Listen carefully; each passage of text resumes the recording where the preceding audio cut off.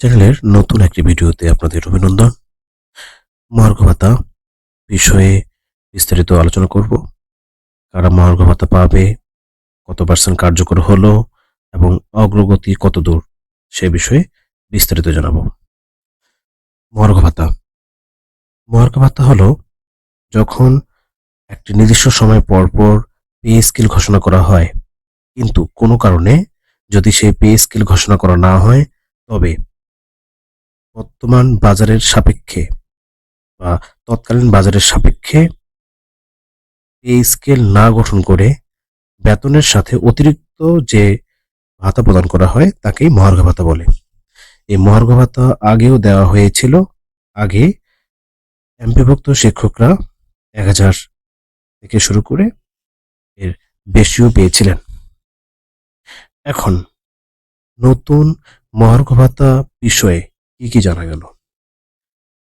অনেক সূত্রে জানা গেছে যে 1 থেকে 10ম গ্রেড পর্যন্ত 25% এবং 11তম থেকে 20তম গ্রেড পর্যন্ত 35% এর কথা।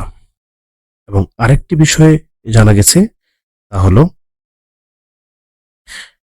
মিনিমাম মহার্ঘ ভাতা শুরু হবে 5000 থেকে এবং এটি সর্বোচ্চ হবে 10,000 পর্যন্ত। এই দুটি বিষয়ের অনেক তথ্য সোশ্যাল মিডিয়ার বিভিন্ন জায়গায় ছড়িয়ে রয়েছে, কিন্তু এখন পর্যন্ত কোনো তথ্যই সঠিক নয়। কারণ এটি সবগুলোই, এখানে যতগুলো তথ্য আমি উল্লেখ করলাম, প্রত্যেকটি তথ্যই হলো শুধুমাত্র বাস্তবায়নের অপেক্ষায় রয়েছে, অর্থাৎ সবগুলো প্রস্তাবিত।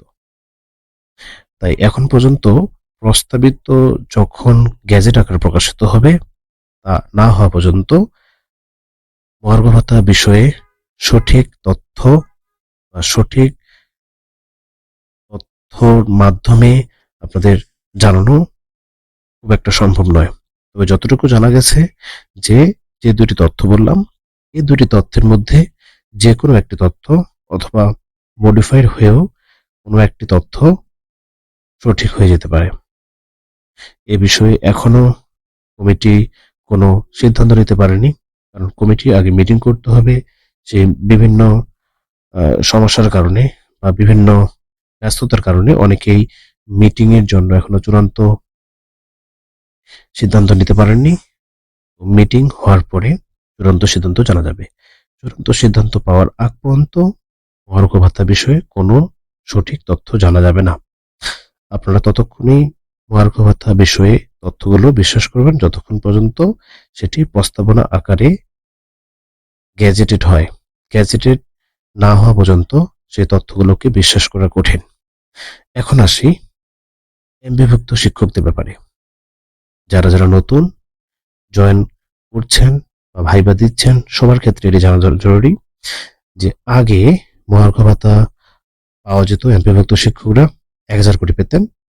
এখন সে বিষয়ে কোনো নির্দেশনা দেওয়া না হলেও অনেকটা ধারণা করা হয় যে সরকারি যারা কর্মচারী রয়েছে, কর্মকর্তা রয়েছেন বা সরকারি শিক্ষক রয়েছেন, তাদের সমতুল্য পাওয়া সম্ভব নয়, তবে তার কাছাকাছি মহার্ঘ ভাতা পাওয়া যেতে পারে। মহার্ঘ ভাতাই বর্তমান বাজারের সাথে তাল মিলিয়ে চলার জন্য কোনো সমাধান নয়। যদি প্রতিষ্ঠান জাতীয়করণ হয়, তবেই বর্তমান যে আর্থিক সমস্যাগুলো রয়েছে সেই সমস্যাগুলো দূর করা সম্ভব। কিন্তু মহার্ঘ ভাতা শুধুমাত্র একটি সাময়িক ব্যবস্থাপনা মাত্র। তাই মহার্ঘ ভাতা নিয়ে এত বেশি মাতামাতি করার কিছু নেই। যদি